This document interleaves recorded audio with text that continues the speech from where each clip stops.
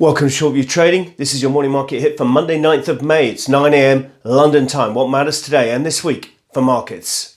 So what an extraordinary year, and in particular what an extraordinary April. After strong gains in the back half of March, markets gave them all back in April, and over the past few days have been trading around in early May at the March intraday lows, as you can see on the S&P 500 candlestick chart in front of you now. As of now, just about holding that key support level, nudging a little bit below it, but broadly speaking holding it, whereas the Nasdaq 100 made a new closing low on Friday and of course new intraday lows over the course of the last few trading sessions. So adding to that madness, that weakness, we saw a Fed reversal quickly last week, so a little bit less hawkishness from the Fed. A strong rally on Wednesday after the press conference, quickly reversed in the next day with the markets giving back all of those gains and then some more. So what's going on? What's happening in these markets? Why are rallies being sold so quickly?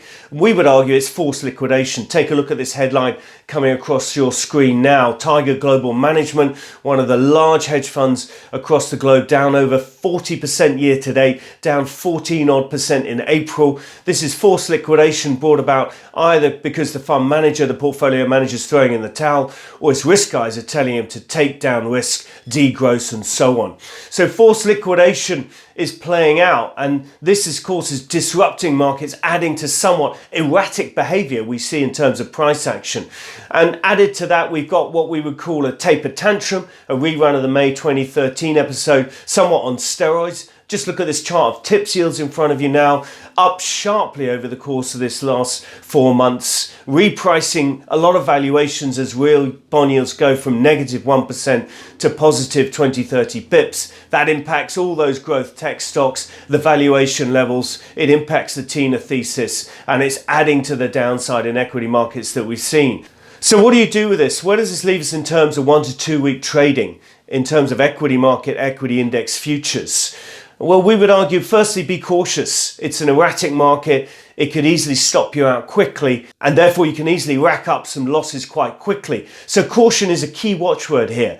But equally, I would also say you want a very strong across-the-board buy signal from a range of short-term market timing models. These models we publish every day in the Daily Rag, the 1 to 2 week market timing models. What you want is that clear buy, strong buy message from pretty much all of them before you even think about dipping your toes into the long side of the equation. Or indeed look for other triggers. Maybe CPI on Wednesday out of the States may see a bit of relief there, perhaps a CPI print that's a bit better than people expect. That would be the second month in a row. That may start to build an argument that yields can top out for now, and with that of course some relief come in equity markets. But we discuss all of these in detail in these videos 2 or 3 times a week, which are free. Please do click the subscribe button and sign up to Short View Trading 2 to 3 week videos on market outlook. But we also discuss them daily in more detail with all our models in the Daily Rag available on our website to subscribers. Or for a free trial, just click on the link below and we'll send you the Daily Rag for free for 7 trading sessions. So what are we watching this week? Well, it's, as I said, it's CPI on Wednesday, also US PPI.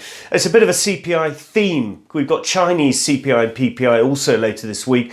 And added to that, there's some other key Chinese data at some point this week. You never know which day it's going to come out on. But total social financing, this is the total lending data, gives you a good steer on how much stimulus they're allowing into the economy and therefore how much of a cyclical upswing you may well get in China at this moment. So those and a few more earnings, plenty of other things to focus on, oil price, possibly EU sanctions on oil, all these sort of stories are ongoing. So that's it from us. That's your morning market hit for Monday 9th of May. Thank you for listening. Please do subscribe on YouTube to these videos. Simply search under Short View Trading, click on the subscribe button or follow us on LinkedIn, Twitter and or Facebook.